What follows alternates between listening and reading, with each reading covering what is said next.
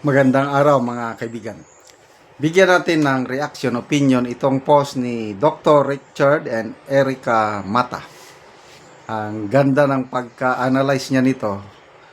Yung political chess game ni BP Inday Sara. So, kunwari, ito na yung political chess game. Kunwari, ma-impeach si BP Sara sa Congress, ito at ang mga next possibilities. Yan na, sa Senado. Scenario 1, maaaring hindi siya i-convict ng Senado. Dahil may mga senador na tatakbo ulit sa 2028 at baka matakot silang magalit ang milyong-milyong supporters ni BP Sara. What if may under-the-table deals, pressure, o political threats para maitulak ang conviction at ma-impeach talaga si BP Sara para ma-disqualify na tumakbo as president? Yan. Posibilidad din. So, agree ako dito. First scenario is panalo siya saan? Panalo siya sa Senado. Ma-acquit siya. Yan ang aking gut feel. Kaya lang, wag nating alisin din yung possibility na i-pressure ng palasyo ang mga senador. Granting na may pressure. Kung mangyari yon, may pressure, my next possible move sa chessboard but must be done earlier. Scenario 2. Magre-resign si BP Sara bilang BP bago matapos ang proseso.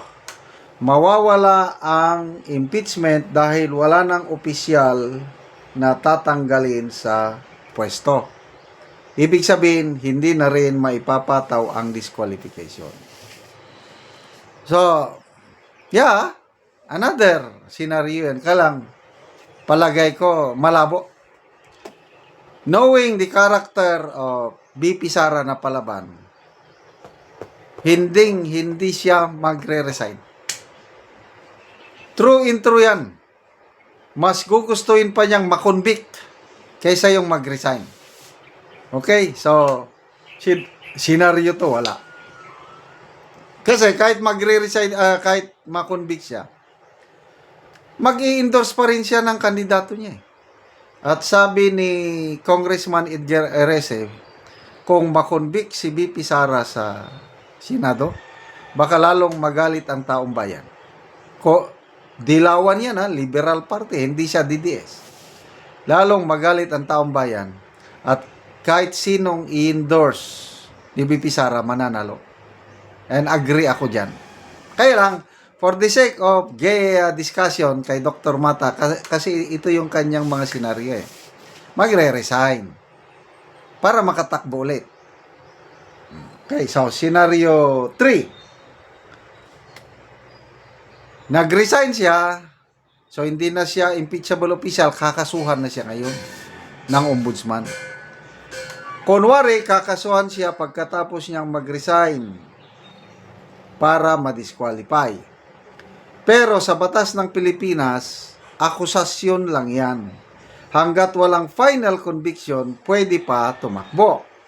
At sa Pilipinas, ang final conviction sa court pwedeng umabot ng 5 to 10 years o higit pa dahil dadaan pa sa appeals hanggang sa Supreme Court ng Pilipinas. Tama naman to. Tingnan nyo si Franz Castro. Convicted na siya sa RTC, in-affirm na ng Court of Appeals. Ngayon, ang kaso niya nasa Supreme Court. Naghihintay pa ng desisyon ng Supreme Court. Ganon din Maria Riza, yung CEO ng Rappler. Convicted sa RTC, affirmed by Court of Appeals, nandun ngayon sa Supreme Court. Kaya matagal. So, dahil matagal ang conviction, tuloy pa rin ang pagkandidato ni BP Sara. Okay? Sa madaling sabi, resign. Sige lang. Pwede. Kasuhan, check. Kasuhan nila. Pero, walang final conviction. Pwede pa rin tumakbo sa pagka-presidente. Sa politika, parang chess. Maraming galaw. Maraming strategy. Pero sa huli, checkmate lang ang tunay na katapusan. BP Sara, malinaw na presidente sa 2028 kahit ano pang script na gawin ninyo. Correct. So, nagbasa ako sa mga comments, ang nabasa kong comments ganito. Sa chess, ang pinaka least is the pawn. Pwede mong isakri-sacrifice yan. Pawn, pwede mong ipakain. So, sa political chess game ngayon, si BP Sara is like a pawn. Kaliwat kanan, ang batikos, pinagtutulungan, parang nag-iisa na lang siya. Kailang, ganito, yung pawn, pagsuportahan ng taong bayan, si BP Sara, sino yung taong bayan? Yun na yung bishop, knight, rook, sino pa dyan, susuportahan nila. Mamaya, sa pagsuporta ng taong bayan, ng ibang pieces sa chessboard, yung pawn na yon magiging queen. Ngayon, kahit tanggalin nyo yan sa impeachment, granting na makonvict. So, na-convict si BP Sara, ordinaryong Pilipino na lang siya. Pawn na lang siya.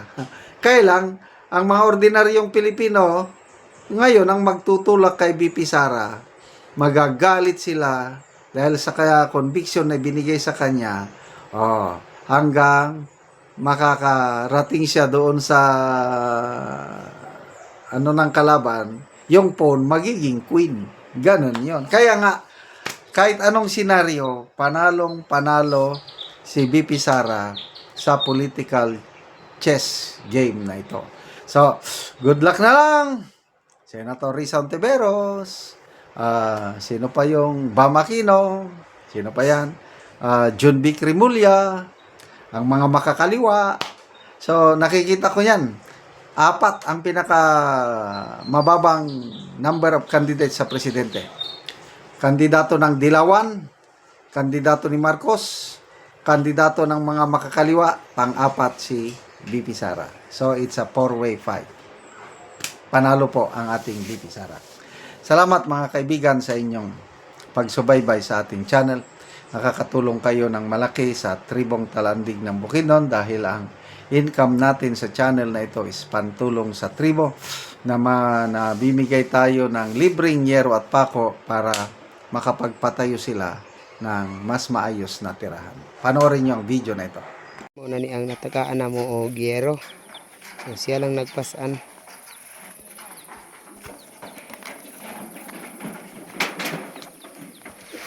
So muna ni ang ilang gipatindog nga balay nga pag-atupan karon.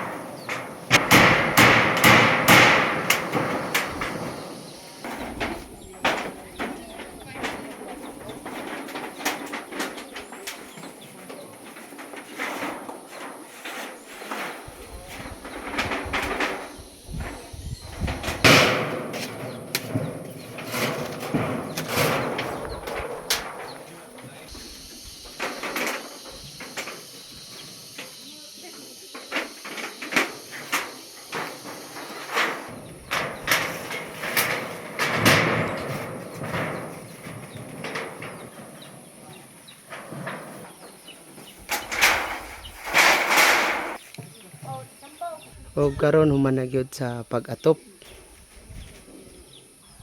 ang gitabang nga ayero.